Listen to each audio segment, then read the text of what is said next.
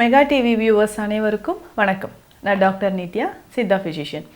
கோடை காலத்தில் கட்டிகள், உடல் முழுவதும் கட்டிகள் வர்றது நிறைய பேருக்கு இருக்குது இல்லைங்களா?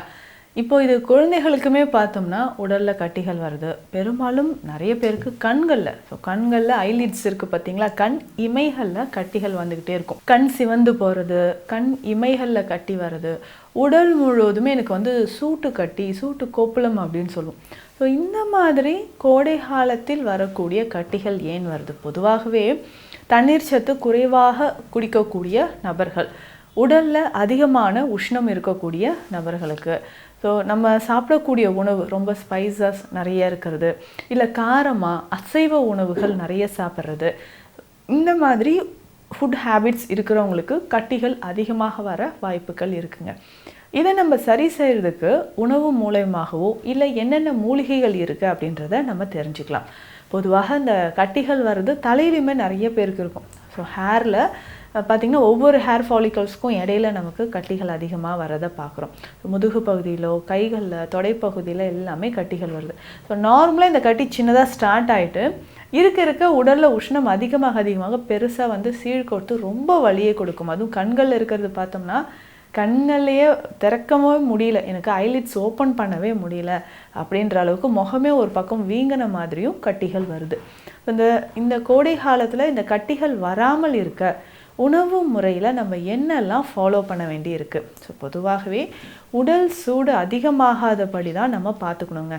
அப்போ உடல் சூடு அதிகமாகாமல் இருக்கிறதுக்கும் இந்த கட்டிகள் வராமல் இருக்கிறதுக்கும் உணவில் என்னென்ன சேர்த்துக்கலாம்? நல்ல நீர்ச்சத்து நிறைந்த காய்கறிகள் ரொம்ப ரொம்ப முக்கியம்.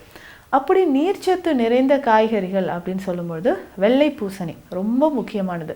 ஸோ இந்த வெள்ளை பூசணி அப்படின்னு சொல்லும்பொழுது அதிகமான நீர்த்துவம் இருக்கக்கூடியது, ஃபைபர் கண்டென்ட்டும் ரொம்ப அதிகம். ஸோ உடல் சூடு பித்தத்தை தணிக்கக்கூடியது. ஸோ வெள்ளை பூசணி ரொம்ப ரொம்ப முக்கியம். அதே மாதிரி இந்த நீர்ச்சத்து நிறைந்த காய்கறிகள் சொல்லும்பொழுது சுரைக்காய். ஸோ அடிக்கடி இந்த கோடை காலத்தில் சுரைக்காய் உணவில் சேர்த்துக்கணும். புடலங்காய் ரொம்ப முக்கியம். சௌச்சௌ, நூக்கல், இது எல்லாமே பார்த்திங்கன்னா ஏதாவது ஒரு வகையில் இது நம்ம சமைக்கும்பொழுது இது எப்படி சமைப்போம்னா கூட்டாக தான் செஞ்சு சாப்பிடுவோம்.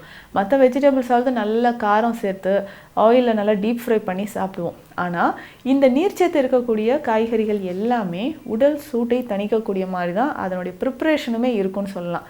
ஸோ அப்போது சின்ன வெங்காயம், சிறுபருப்பு எல்லாமே சேர்த்து இதை கூட்டாக நம்ம பயன்படுத்தும்போது உடலில் கட்டிகள் நமக்கு வராமல் இருக்கும். முக்கியமாக வாழைத்தண்டு, மறக்காமல் வாழைத்தண்டு அடிக்கடி உணவில் சேர்த்துக்கோங்க. இந்த வாழைத்தண்டு அப்படின்னு சொல்கிற விஷயம் நமக்கு இந்த உடல் சூடு வராமல் இருக்கிறதுக்கு ரொம்ப ரொம்ப முக்கியமானதுங்க. இந்த கட்டிகள் இருக்கக்கூடிய இடத்துல கூட இந்த வாழைத்தண்டு சாறு எடுத்து மஞ்சளோடு கலந்து நம்ம அப்ளை பண்ணிக்கிட்டே வரலாம். இந்த வாழைத்தண்டு உள்ளுக்கு எடுக்கும்பொழுது உடலில் இருக்கக்கூடிய இந்த கட்டிகள் தொடர்பான பிரச்சனைகள் நமக்கு குறைய ஆரம்பிக்குது. உடல் சூடு குறையும். நிறைய பேருக்கு உடல் சூட்டுனாலேயே குடல் பகுதியில் ஒரு எரிச்சல் இருக்கிறது, மலச்சிக்கல் இருக்கிறது, இது எல்லாமே ஏற்படும். ஸோ இதை நமக்கு சரியாகிறதுக்கு கொஞ்சம் கொஞ்சமாக நம்ம வாழைத்தண்டு உணவில் சேர்த்துக்கிட்டே வரலாம். இப்போ கட்டிகள் இருக்குது, இல்லை தலை முழுவதுமே கட்டிகள் இருக்குது அப்படின்னு சொன்னால் இந்த வாழைத்தண்டு சாறாக எடுத்து இதில் நம்ம கடுக்காய் பொடி கலந்து தலையில் அப்ளை பண்ணிட்டு வரலாம். கட்டிகள் நமக்கு கரைய ஆரம்பிக்கும். இல்லை உடல் முழுவதுமே வியர்க்குரு நிறைய பேருக்கு இருக்கும். ஸோ வியர்க்குரு ரொம்ப அரிப்பு உடலில் ஒரு எரிச்சல் இருந்துக்கிட்டே இருக்குது இல்லைங்களா? இது சரியாகிறதுக்கும் வாழைத்தண்டில் நம்ம கடுக்காய் பொடியை மிக்ஸ் பண்ணி உடலில் அப்ளை பண்ணிக்கலாம். அடுத்ததாக இந்த ஜாதிக்காய் அப்படின்ற ஒரு விஷயம் நம்ம எல்லாருக்குமே தெரியும் இல்லைங்களா? இந்த ஜாதிக்காய் உடலை குளிர்ச்சியாக வைக்கக்கூடிய ஒரு முக்கியமான மூலிகை. இந்த ஜாதிக்காய் எப்படி பயன்படுத்தலாம்? இந்த உடல் சூடு இருக்கிறவங்க, இல்லைங்க நைட் டைமில் நான் ரொம்ப சிஸ்டம் பார்க்குறேன், இல்லை ஒர்க் பண்ணுறேன், கொஞ்சம் நேரம் கண் விழித்து இருக்கணும் அப்படின்னு சொல்கிறவங்க பால், நல்ல வெதுவெதுப்பான பாலில் ஒரு 2 சிட்டிகை அளவு, ஸோ 2 பிஞ்ச் அளவு ஜாதிக்காய் பொடியை போட்டு பாலில் குடிச்சிட்டே வரலாம். ஸோ இந்த கோடை காலம் வரைக்குமே இந்த ஜாதிக்காய் பொடியை பாலில் கலந்து நம்ம குடிக்கும்பொழுது உடலில் நமக்கு அதிகமான உஷ்ணம் வராமல் நமக்கு தடுக்கப்படுது. அப்போ ரெகுலராக இதை நம்ம பயன்படுத்தலாம். அதே மாதிரி தான் இந்த ஜாதிக்காயை தண்ணி விட்டு இழைச்சி பேஸ்ட் மாதிரி வரும் இல்லைங்களா? இந்த பேஸ்ட்டை எடுத்து கட்டிகள் இருக்கக்கூடிய இடத்துல நம்ம அப்ளை பண்ணிக்கிட்டே வரணும். முகத்தில் கட்டிகள் வரலாம், இல்லை கண்களுக்கு மேல் இமைகளையோ கீழ் இமைகளையோ கட்டிகள் இருக்கலாம், இல்லை தொடைப்பகுதி, முதுகு பகுதியெல்லாம் கட்டிகள் இருக்குன்னா ஜாதிக்காயை தண்ணீரில் நல்லா உரசி இதனோட ஒரு 2 பிஞ்ச் மஞ்சள் பொடியும் சேர்த்து கட்டிகள் இருக்கக்கூடிய இடத்துல நம்ம அப்ளை பண்ணிக்கிட்டே வரணும். ஸோ இந்த மாதிரி ரெகுலராக அந்த கோடை காலத்தில் கட்டிகள் இருக்குது, இல்லை ட்ரை ஸ்கின் இருக்குது, கரும்புள்ளிகள் கட்டிகள் வந்து போனாலும் அதனுடைய பாதிப்பு இருந்துக்கிட்டே இருக்கும். தழும்பு மாதிரியோ இல்லை கரும்புள்ளி மாதிரியோ நமக்கு ஏற்படுது. இது மாறுவதற்கு நம்ம இந்த ஜாதிக்காயை பயன்படுத்திட்டு வரலாம். இரவுமே ரெகுலராக பாலில் இந்த ஜாதிக்காய் பொடியை சேர்த்து பயன்படுத்திக்கிட்டே வரும்பொழுது உடலில் கட்டிகள் மறைய ஆரம்பிக்கும். இன்னும் ஒரு சிலருக்கு ஒரே இடத்துலையே 2-3 கட்டிகள் சேர்ந்த மாதிரி இருக்கும் இல்லைங்களா? இதற்கு நம்ம என்ன பண்ணலாம்? ரொம்ப எளிமையாக வேப்ப இலைகளை பயன்படுத்தலாம். வேப்ப இலை, மஞ்சள் இது ரெண்டும் சேர்த்து அரைத்து கட்டிகள் மீது பத்து போட்டுட்டு வரலாம். இன்னொரு முக்கியமான விஷயம் என்னென்னா கற்றாழை. எவ்வளவுதான் நமக்கு உடல் உஷ்ணம் இருந்தாலும் அதை தணிப்பதற்கு நமக்கு கற்றாழை ரொம்ப சிறந்த ஒரு மூலிகையாக இருக்குது. இப்போ ரெகுலராக நம்ம கற்றாழை எப்படிங்க பயன்படுத்தலாம்? இதுலேயுமே மூசா மரம் அப்படின்ற ஒரு பகுதி இருக்குங்க. கற்றாழையிலிருந்து எடுக்கக்கூடியது தான். இந்த கற்றாழை நம்ம கட் பண்ணும்போதே அதில் பார்த்தோம்னா இந்த ஒரு எல்லோ கலரில் ஒரு திரவம் வடிஞ்சிக்கிட்டே இருக்கும். ஸோ அது எல்லாமே சேகரித்து தான் மூசாம்பரம் அப்படின்ற ஒரு பொருளாக நமக்கு கிடைக்குது.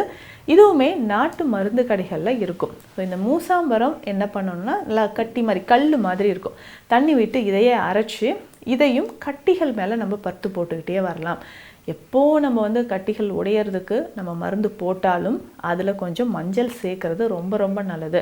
ஸோ அதில் ஏதாவது இன்ஃபெக்ஷன் இருந்தாலோ இல்லை தொற்று கிருமிகள் இருந்தாலோ அது எல்லாமே அழிப்பதற்கு மஞ்சள் பயன்படுது. அதே மாதிரி கட்டிகள் சீக்கிரமாக நமக்கு குணமாவதற்கும், பழுத்து உடைந்து அதில் பஸ் கலெக்டாக இருந்துச்சுன்னா சீழ் வெளியில் வர்றதுக்கும் இந்த மஞ்சளை நம்ம பயன்படுத்தலாம். ஸோ இந்த மூசாம்பரம் தண்ணீர் விட்டு நல்லா இழைச்சி இதனோட மஞ்சள் பொடியும் சேர்த்து கட்டிகள் மீது நம்ம பற்று போட்டுக்கிட்டே வரும்பொழுது கட்டிகள் நமக்கு குறைய ஆரம்பிக்கும்.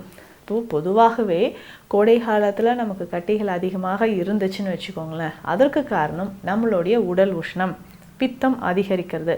ஸோ இதுக்குமே பொதுவாக நம்ம கற்றாழை சாறு அடிக்கடி குடிக்கிறது, வெள்ளரி, முலாம்பழம், தர்பூசணி இந்த மாதிரி நீர்ச்சத்து இருக்கக்கூடிய காய்கறிகளை எடுத்துக்கிறது, வாழைத்தண்டு தவறாமல் வாரத்துக்கு ஒரு 4 நாளாவது வாழைத்தண்டு சமைத்தோ இல்லை அது ஜூஸ் மாதிரியோ நம்ம பயன்படுத்திட்டு வரலாம்.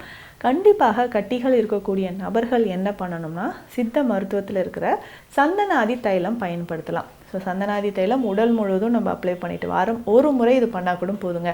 ஸோ கட்டிகள் அதிகமாக இருக்கிறவங்க, உடல் சூடு இருக்கிறவங்க சந்தனாதி தைலம் ஸோ தலையிலேருந்து கால் வரைக்கும் அப்ளை பண்ணிவிட்டு அதுக்கப்புறம் குளியல் எடுத்துக்கலாம். தினம்தோறும் இந்த கட்டிகள் மீது சந்தனாதி தைலம் நம்ம அப்ளை பண்ணிட்டு வரலாம். சித்த மருத்துவத்தில் இருக்கக்கூடிய சிரட்டை தைலம் இதையும் நம்ம அப்ளை பண்ணிட்டு வரலாம். ஸோ அந்த கட்டிகள் மறையிறதுக்கு என்னென்ன உணவுகள் அதிகமாக சாப்பிடணும், சித்த மருத்துவத்தில் இருக்கக்கூடிய இயற்கை வழிமுறைகளை பற்றி பார்த்தோம். மீண்டும் அடுத்த பதிவில் சந்திக்கலாம். நன்றி.